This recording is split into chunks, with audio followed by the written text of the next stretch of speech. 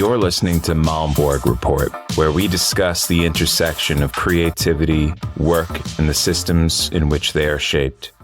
My guest today is a musician, a very prominent musician on the Threads social media platform, Kid Lightbulbs. Welcome to the show. How are you doing? What's up? I'm good. Thanks for having me. Of course. So for the audience's purposes, they should know that we have collaborated before. What was the process for you to develop an album that was a collection of musicians remotely collaborating, doing covers of your original songs? What was the sort of origin of that, and what was the process like?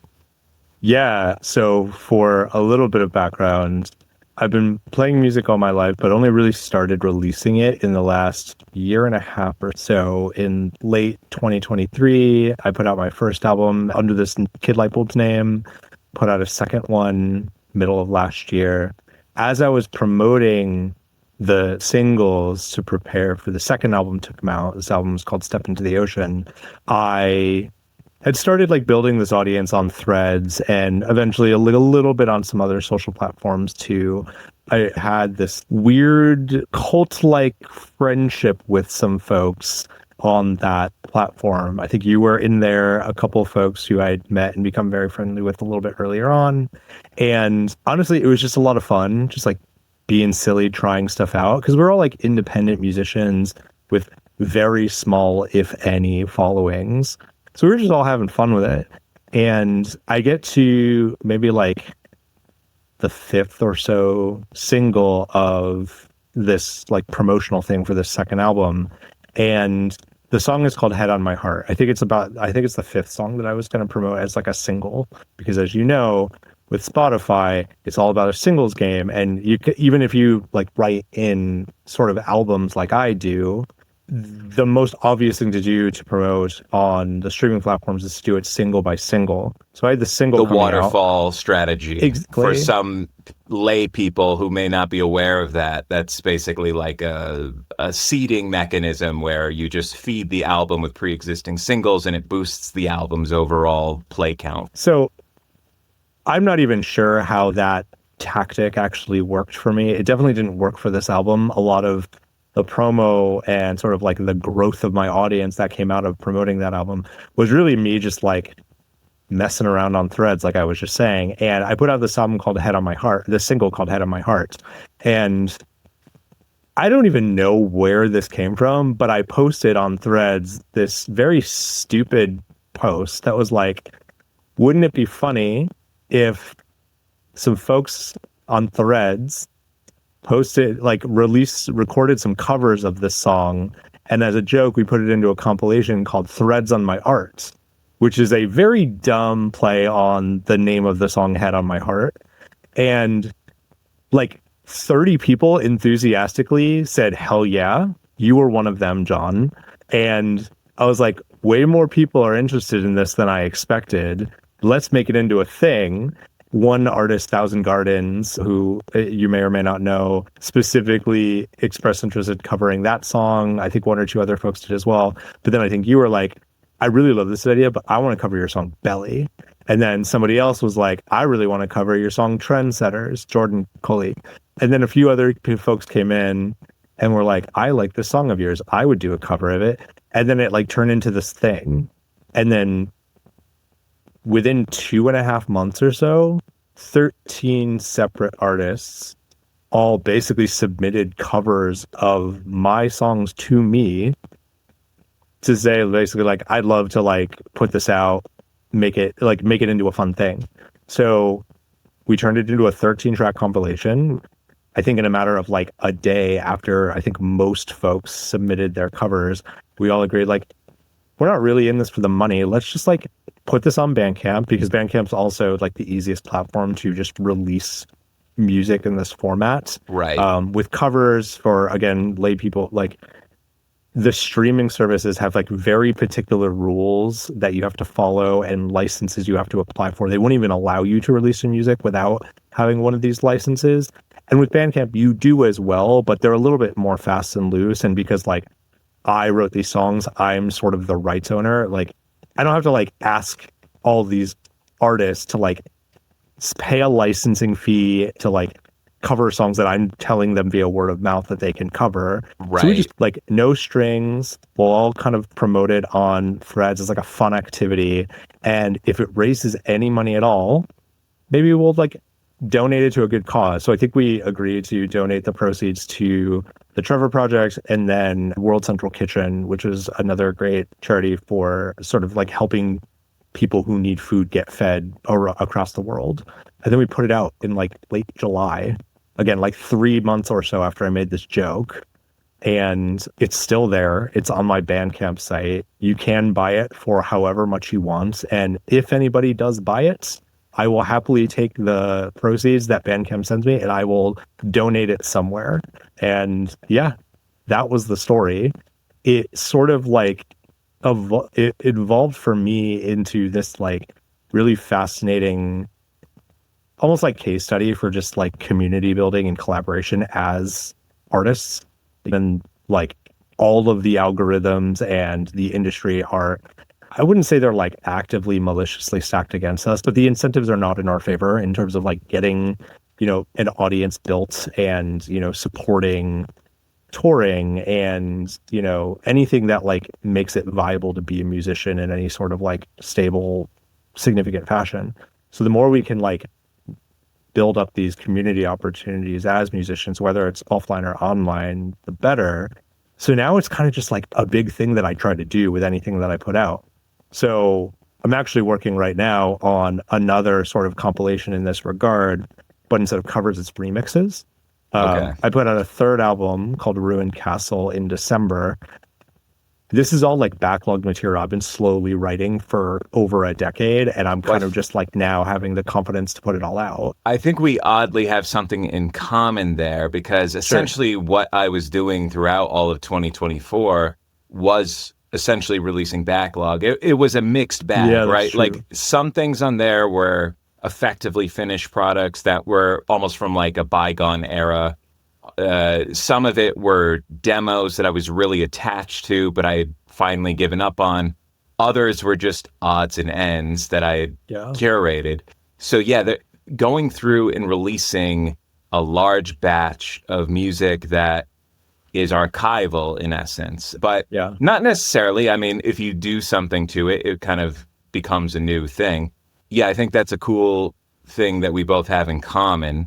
And to your point about the collaborative networking of the Threads of My Art compilation, yeah, at the time I was like, this is really a way forward potentially. If other people take up these kind of ventures, you're tapping into the creativity of dozens of people potentially, and you sort of have a shared goal of directing an audience to like one place. That can be very powerful, especially when you talk about people who have been building some audience, right? Even if one person's audience is modest, 13, 14, 20 people's modest audience combined is pretty solid.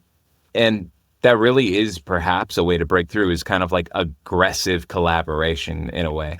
Yeah. It's really, if anything, it's like really fun, and just having something that is fun and a little bit random. Like I mentioned a couple times, this started as a joke, right? To, turn that into something that is honestly kind of beautiful. And I have to be honest, I'm inevitably coming with a little bias because they are my songs, but they're not my recordings. It's a really freaking good compilation of music across a lot of different genres. It's a very cool album to listen to that is basically a touchstone of a community. And audience, even like audience growth aside, like it's, I think, cool to, have that as like a byproduct of a time. Like Threads at that time was also like very interesting. It was like before all of the recent policy changes at Meta, and it was still kind of a new platform. We were all kind of figuring it out. So it almost feels like a really fun time capsule in that way as well, that I think is important in that regard. And then on the really like cold side of things, like back to your point around like the sort of cumulative growth of the cumulative size of the audience of everybody. we did have a lot of folks. Let's say I have 2,000 followers on Threads. You have 1,500 followers on Threads. There's probably a lot of overlap if we're honest with each other. But it's really about the frequency and the engagement with that community that one, like really like helps to like keep that community going and active and vital. But like that's actually what tends to trigger the algorithm to like work in your favor. So, you know, that is good in terms of like the growth of everybody participating. And then lastly, and this is the even like colder, like stupid utilitarian side of it, we all just like had a bunch of content that we made for pretty cheap out of that. Like selfishly, I had a bunch of stuff to promote that was not even stuff that I recorded. You got a song out of it that you didn't need to write and you could just record. It was your first like foray into vocals after a number of years. Yeah, if I remember correctly. That was the first proper vocal track I had done in 5 years. Yeah. So yeah, that was definitely like, it took something out of me. I recall having been sick during the recording process. It was kind of rough, but it was a really good exercise in trying to do vocals after so long of not really thinking about it. Because I don't consider myself to be like a standout pro experience type of vocalist, right? Like I've been a songwriter, but more often than not, I'm still generally composing instrumental music. So, you know, vocals is something that I've always had a strange relationship with. So to kind of come back into it years later, you know, big challenge, but it really was worth it. And I like the way it came out. It's a good song to work with. And it was really fun. And I really enjoyed seeing what other people would come up with. Because there is something about covers. Some people do covers all the time. I don't. I don't even know if I've ever really done a cover song that I've recorded prior to that. I've occasionally covered a song in a live context, but great experience. And yeah, kind of to put a bow on that idea of this sort of 2024, maybe it was sort of in 2023 as well, but I wasn't there, this Threads era, right?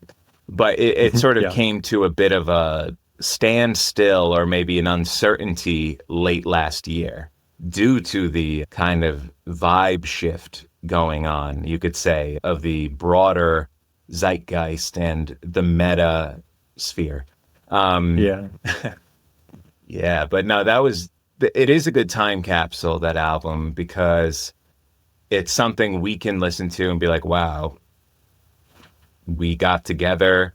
We don't know each other in that way, but we've connected. We've seen what we do, and we all went in and did it. And it sounds great. And it's a really cool take on creativity and the potential upsides of virtual connection.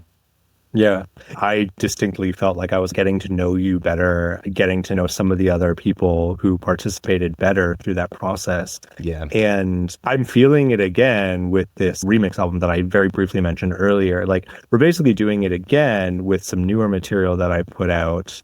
But like, despite no matter what I seem to do with Threads, most of my feed there is just like people anxious about politics, rightfully so. But that's not the music community that I was cultivating for a long time. It's still there. It's just buried and frustrated. And in spite of all of that, I've got 10 folks in a Discord server with me, like rallying around this remix album that we're putting together. And it's fucking cool.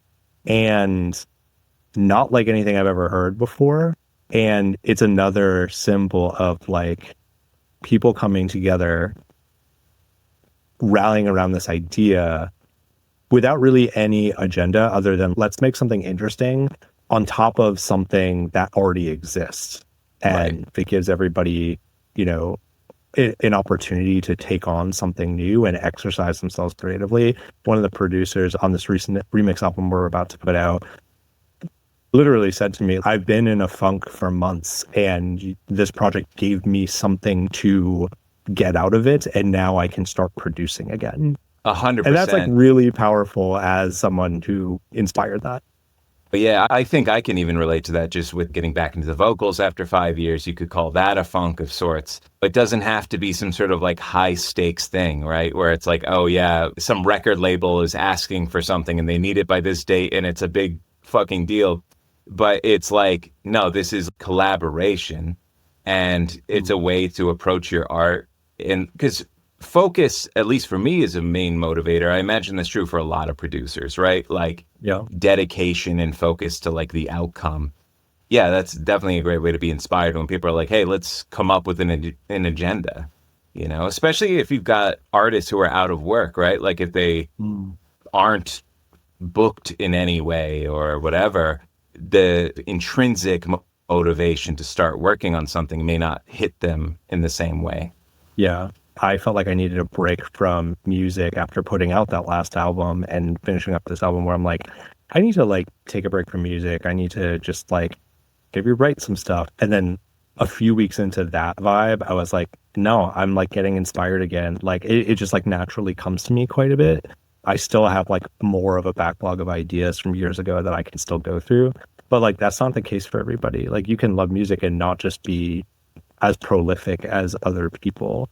I Yeah. sort of pride myself on being prolific, but that means different things and it's not for everybody. So if I can inspire folks with less like silly ideas, like a covers compilation of my own stuff, and it gets folks, who want to be making music, then, that's great. I love it.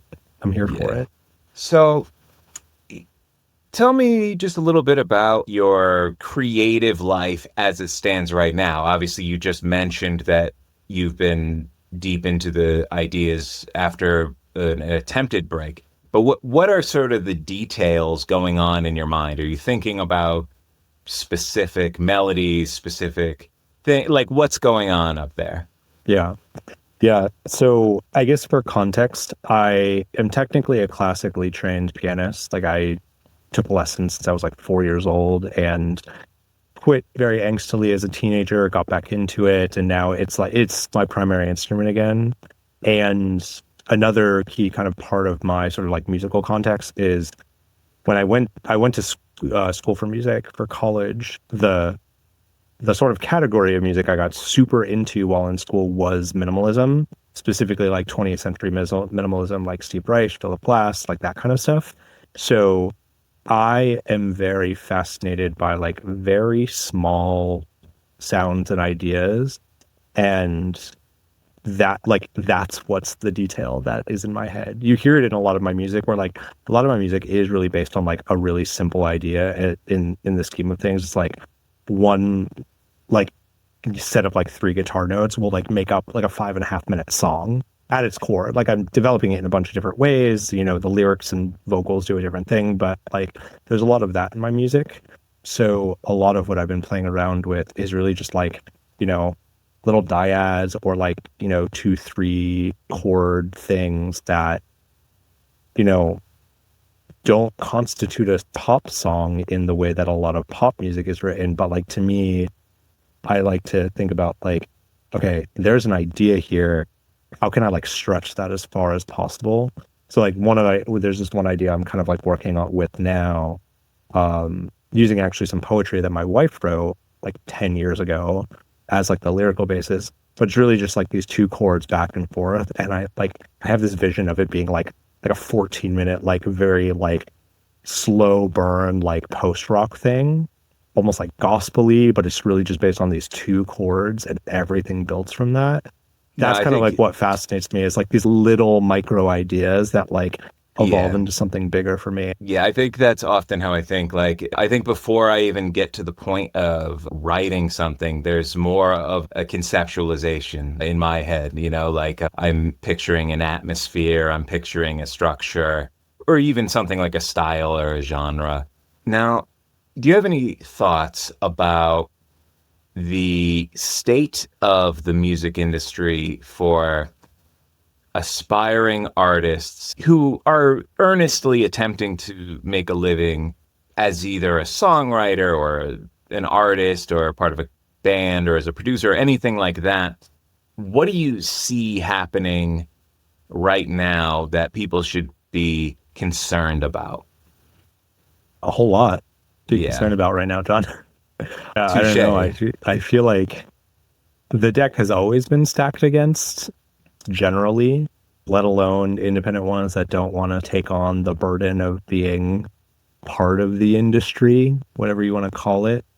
It's not to say it's not possible. Anything's possible. I would argue it's far more possible now to be successful as an artist than it was 50 years ago. But I think the stakes are different, and what you need to do to be successful is very different. And I think the one good thing I'm optimistic about is that there is no one playbook. It's not just about getting plays on Spotify and getting every playlist you can on Spotify or going viral on TikTok a bunch of times. I know a couple of folks who are doing those things with record label support or with a lot of money that they can throw at this. But it also means it's possible to not do those things and still eke out a little bit of some kind of sustainable something with your art.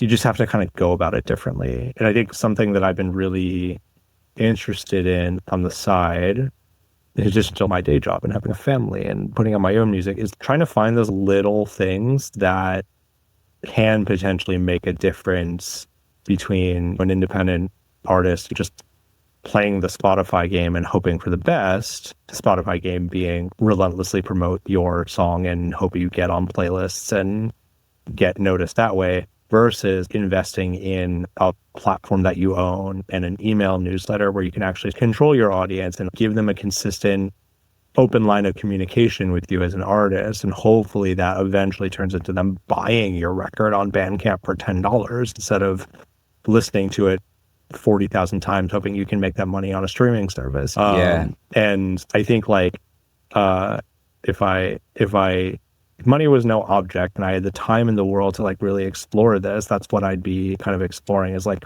what are ways to sort of like build that audience of true fans that doesn't require you to have to like be either become part of or try and emulate the industry machine that like we all are told is the only viable music industry. Yeah. No, I think a lot of it does come down to, at least from my observations, the ability to sort of independently market yourself. And when I say market yourself, marketing doesn't mean sending someone a flyer. It means like actually building relationships, offering meaning to people, and getting to know people. In many ways, what I'm doing right now is kind of inspired by my own observations about the independent music business. I know nothing about podcasting. I mean, now I know a little more than I did a month or two ago, but a lot of the things I'm thinking about in terms of like getting people on board is from my time as a musician, and email is a huge part of this. And email was something that in the past I didn't have going on. I mean, I had email from Bandcamp. I have a mailing list there, but yeah, I think social media is just so volatile. People quit, and I think people are quitting more than they used to too. So that's it. The platform doesn't even have to self-destruct. You could just have people kind of getting away from it all. And yeah, I think it's just so easy for that to disintegrate. And it's like, I just want to stay connected with people. I think the Threads thing was so good. Like, I don't want to just like casually lose touch over, 2, 3, 4, 5 years. I would love to keep this going as long as possible. Yeah. The core group, keep it together. Yeah. And I think this is where like we almost need to change the way we think about a lot of this stuff to both keep the groups together, but also take advantage of the platforms that are there. Like, I know quite a few folks who said tearful, not so much goodbye to the Meta platforms when they, announced policy changes. They started donating money to the Trump administration and things like that. It's worth saying that, like, I know some folks who either have or still work for Meta. Like, they're not definitionally terrible people, but there are some tricky incentives you have to work through for working in a place like that. It's not very easy, but that doesn't mean these platforms are, absolutely evil, absolutely worthless. Some of them, I would argue, are differently problematic than others. But I think with something like a community you built on a platform, as long as it's not an outright propaganda machine, I'm not going to mention any specific platforms that have turned into that, but, there is still millions and millions of people to connect with on these platforms, whether you can stomach, again, what they're about and what they're being used for.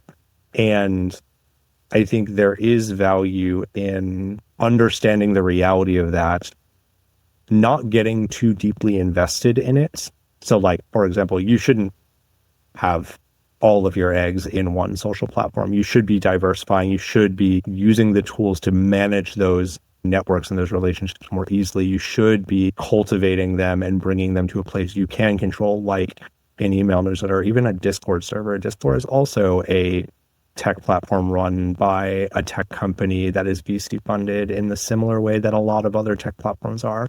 That's not to say it's outrightly evil. It is a great platform for building communities on a smaller, more private scale. But it's vulnerable, right? Like, I think. But it is, yeah. And that's sort of my take on all the things from last year and this direction of the wind blowing in the tech industry.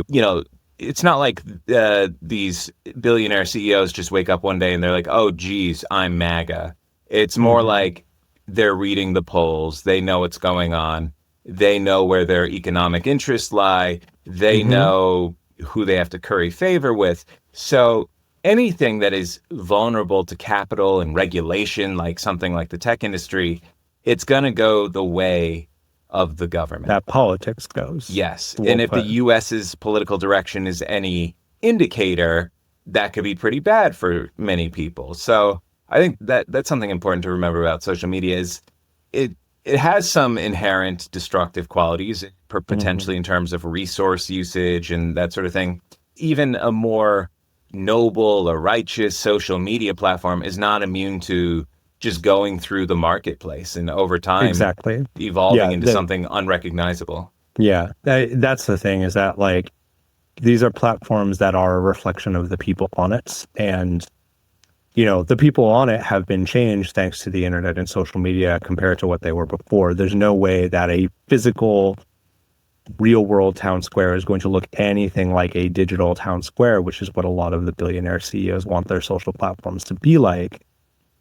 So we need to accept them for what they are. If that means you need to swear off of them, that's on you. That's your call. But, there are still plenty of folks there. I think if you are an artist, being aware of that, knowing how to, move your platform, diversify your platform, not get too invested in any one of them because they are volatile. And that goes for, public broadcast style social network like Threads and Twitter and Instagram and TikTok, all the way down to, private community platforms like a Discord, or frankly, even like some of the newsletter platforms and blogging platforms exist, like Substack and MailChimp. MailChimp is run by the same company that has been lobbying for decades to make taxes not free to file in the US.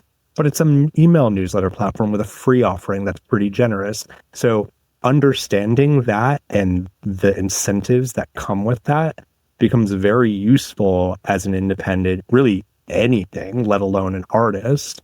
And it helps to inform you of like, how to use these things, knowing where your time and money and attention is being spent.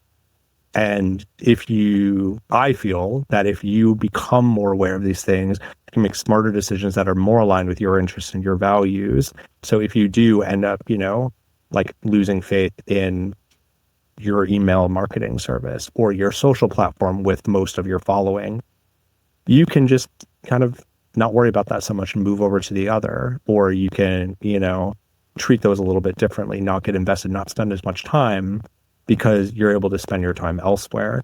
And outright abandoning the platform means you lose that part of your audience. You have to hope for the best that they'll come follow you.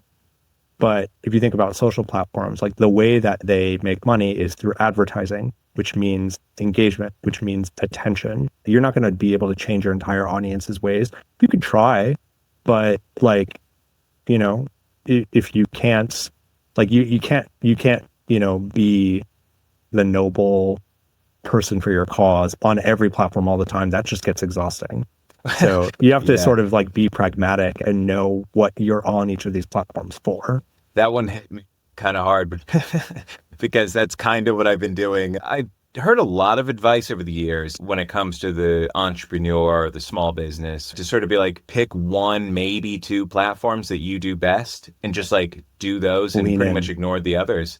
And I basically have rejected that in the context of Malmborg Report. And I've been posting on somewhere between 5 and 7 different platforms with some degree of regularity. Some of them are a little secondary, but I've Yeah. been kind of just all over the place. Yeah. And because I'm just trying to cast a reasonably wide net, that's kind of my Yeah. philosophy. But it is exhausting, though. Yeah. I know it can get exhausting. And I do think there is still a place for that playbook, especially when you're starting out. Granted, I know you just started Malmborg Report. So, like, I think there is some value to considering starting with one, but there's also a ton of value in knowing that all of these platforms are very volatile, especially now. The users on them are quite volatile and quite fickle. This is where I'm going to start shamelessly promoting my day job, where there are tools out there that I think help to make this a little bit easier. And the way that I make money is not through my music, but I work on a product called Buffer. The whole thing about Buffer is about making it easy to syndicate content across many platforms at once, either pre-scheduled or sort of on the fly. The reason why I'm very comfortable promoting that is because we act as a syndicator distributor platform for content. We are an independently run company that is not funded by venture capital. We are entirely, independently run by the owner of the company, who's the CEO, and the staff of 70 people, one of which is me. And I do think it's important to know the tools that are available for you when you're figuring out this problem of how to promote anything online. But I think it's also important to say that because there are lots of tools and services and platforms out there that are not part of the billionaire CEO venture Right. capital machine. And there is value in investigating those and finding the ones that can be useful for you. Going back to that question of where to put your time and money and attention, in my opinion, finding those services to help you out, using services from companies that align with the values and align their incentives with the independent small business or creator, et cetera. That to me is kind of the future here. That is where we as independent artists need to be spending our time and attention. There are alternatives out there for how to deal with these platforms that we all feel beholden to. Yeah, using certain tools. I think one thing that sort of keeps people locked into certain ecosystems is, compatibility. If people are aware of these things and they make conscious decisions, you could have better, more reliable companies that are not quite as subject to the whims of venture capital, and it could be a better situation. I think we still have the overall landscape that we have, but like if Mm-hmm. people can be a little more autonomous and a little more flexible with how reliant they are, let's say on the big five, you have recourse in Yeah. this world we live in. Yeah. I think that's the big thing at the end of the day is like having a little bit of recourse and autonomy and, not feeling beholden to those big platforms. And it's not really just the big five, it's any platform that you feel the tug of, the algorithm or the machine that the platform creates. Spotify is the obvious example for music, where it's not one of the biggest 5 companies in the world. It's barely profitable, Yeah. but the major music industry does not exist without Spotify. Therefore, anybody who has any sort of inkling to be successful as a musician, they've made the incentive structure such that you basically cannot, they have created the perception that it is not possible to build an audience as a musician, industry or otherwise, without the use or existence of Spotify. And what we as independent musicians need to basically combat is that notion.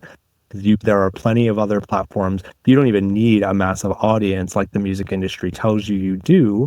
You can have There's this 1,000 true fans theory that I think we might have even have talked about before. This idea that like, if you can just get 1,000 folks paying you, an average of $10 a month for whatever it is you do, whether it's like, a Patreon or like some sort of like, I don't know, album of the month club or something. And you can, adjust the numbers as you like. I think paying $10 a month to support a single musician is probably high relative to the market expectation. But even if you get like folks giving you $3 a month to keep your project alive, you can make a sustainable 6-figure income with like a few thousand folks, which is a tiny percentage of the internet wielding population on the planet. And if you think about it that way, yes, you need to build probably an audience bigger than those 3,000 people in order to find leads and get them to convert to being a paying, patron or a supporter of you. But that's not being comparable in size to Taylor Swift. Right. No, it's about being very aware of your sound and your audience and your potential audience, knowing the type of person you think will resonate with your art, going after those people and giving them enough of a reason to pay you. Yeah, I think that's probably the big breakthrough for a lot of people, would be to sort of cross over from, the blind artistic ambition to where you can essentially be like, okay, yeah, I do whatever I want to do, but really what I've done is this, right? Mm-hmm. Like where you can almost qualify the genre you've made or the influences you have and the crossover potential with the fan bases. Then if you can have some sort of assessment like that, you do have a lot more capability of marketing yourself, as opposed to marketing yourself to a general audience or a misaligned audience. Yeah. And I think that becomes super important in 2025. What is it? Like there's 10,000 new tracks uploaded to Spotify every day. Yeah. The exact number. It's some absurd volume of music that is being published every day. The typical musician is writing music that is, let's be honest with ourselves, somewhat derivative of other music that has been made, especially if you're talking about like the popular genres. So your identity as an artist, especially if you're making one of those popular genres, is just like kind of the mush of whatever that genre is. You need to build a personal brand. So you either need to build a brand that is your personality, or get signed to a label that's willing to like promote you like a machine, or you need to find, as you said, like the distinct niche of genre or style of music that you are. I think I've landed on that for myself. I think especially over the 3 albums I put out, my music has gotten progressively weirder and more minimal and more piano driven, which I don't see a lot of alternative rock music doing that these days. So I think I've found that niche for myself. And now it's about leaning more into that, getting weirder, getting more experimental, and, leaning into my weird classical influences that a lot of folks don't have, and finding the people who are into that rather than assuming that my stuff's going to make sense on some alternative rock editorial playlist on Spotify. Yeah, I right now I'm podcasting. I'm kind of deep into this world of labor, politics even. So, it's not the most musically creative time for me, but when I do return, I want to be as focused and concerted as possible. Yeah. I hope that some of that gives you a little bit of inspiration too, which will help. It gives you a new kind of reason. For sure. Like for me, I don't think I was very calculated at all in sort of like landing on the style that I feel like I've landed on. And my style does bounce around a lot. Like the 3 albums that I put out are actually quite different from each other, but they all still feel kind of like me. It's not something that I don't think it makes sense personally to make like a calculated data-driven decision on what is your sound. I think it's a lot more genuine and honest, and that reflects in the output if you do sort of land on it over a period of reflection. Right. And I think for you, fortunately, you have a backlog of music that you've worked on. You've worked in music for a long time. So I think naturally, as someone spends time working on music, even if you take time away, you kind of just like, it starts to take shape and become clear, at least for me, much more organically rather than forced. Yeah. And I Yeah. do think like a lot of the folks who are out there like trying to like find their sound, if there's any advice that I give to people, it's like, just give it time, dude. Like, you'll figure it out. There are some folks who find a sound really early and it's just like bonkers and not something you've ever heard before. But often I feel like it does come from like years and years of just like at least immersing yourself in a sound, even if you're not necessarily creating. Like, it comes from time and experience. Yeah, that is an asset. I think with my experience, your experience, even if we have to come to a blank drawing board, we're not really starting from scratch, right? Like, something is going on in terms of the music. But do you have anything else that like you want to get off your chest, or like anything wild you want to say, or Anything wild I want to say? Um, I don't know. that's a Any, good answer. I like that. I like the thought put into it. Well, then I think this would be a good place to sign off. And cool. thank you for coming on. I look forward to hearing whatever is next, perhaps that remix album. Yeah, yeah. Remix album. It's called Remixed Castle. Mentioned it's a spin on my last album, Ruined Castle.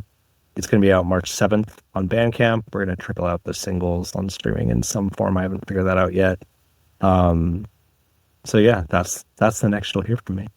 Excellent. All right. Thank you. All right. Talk Thank to you you, soon. John. Take it easy. Thanks for listening to Malmborg Report. If you enjoyed this episode, follow me on social media at It's John Malmborg and subscribe to Malmborg Report on YouTube. If you're watching on YouTube, don't forget to like, subscribe, and hit the notification bell. Want to stay in the loop? Sign up for my email list at johnmalmborg.com. And if you'd like to support the show directly, you can buy me a coffee at buymeacoffee.com/Malmborg Report. Thanks for tuning in. I'll catch you next time.